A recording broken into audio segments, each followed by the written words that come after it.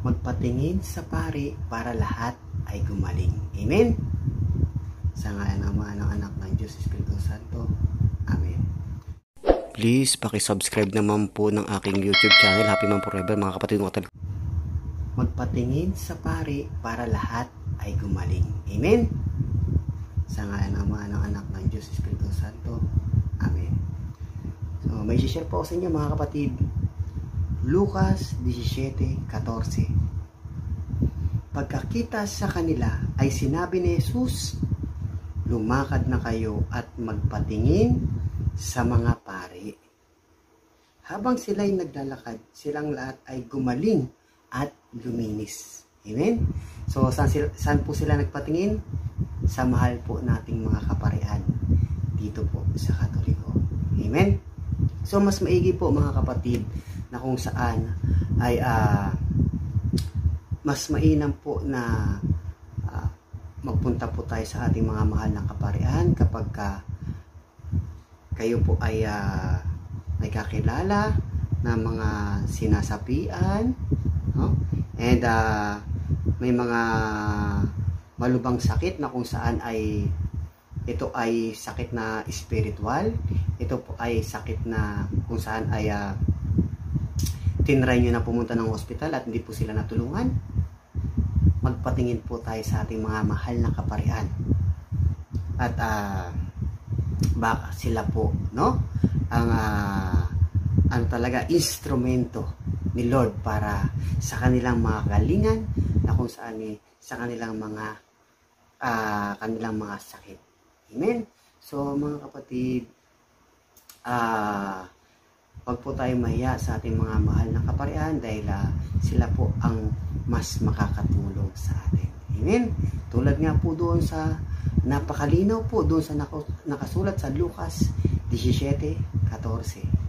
So ang ating mga mahal na kaparian po ay sila po talaga ang mas makakatulong po sa atin dahil sila po ay instrumento at talagang sila po talaga ay bigay sa atin ng mahal natin Diyos. Amen? Kaya magtiwala po tayo sa ating mga mahal na kaparian na kung saan sila po ay talagang sobrang makakatulong po sa atin para sa ating kagalingan. Amen? At iwasan po natin magpunta sa mga albularyo, sa mga manghuhula, no? At yan po ay hindi po dapat natin tangkilikin yan. At diyan po ay ayaw po yan ng Diyos, no? Kailangan po ang lapitan po natin yung ating mga mahal na kaparian. Amen? So, yun lang mga kapatid. Maraming salamat at nakapag-share naman po ako sa inyo. Nawa yung akin na i-share po sa inyo ay makakatulong na naman po.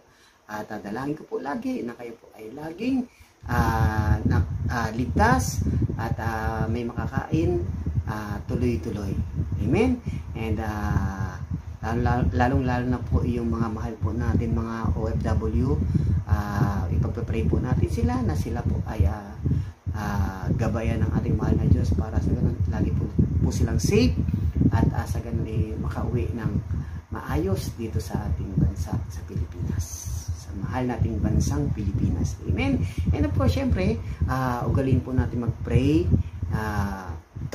pag-pray po natin yung bawat isa para sa ganun sa pamamagitan ng pag-pray po natin ng bawat isa, sa pagtutulungan po natin sa pag-pray, tuloy-tuloy po tayo matulungan, no, ng ating mahal na Diyos. Amen? So ilan po talaga yung ating magagawa na pagtutulungan, mga kapatid. Kaya sa pamamagitan ng pag-pray po natin sa bawat isa, amen po.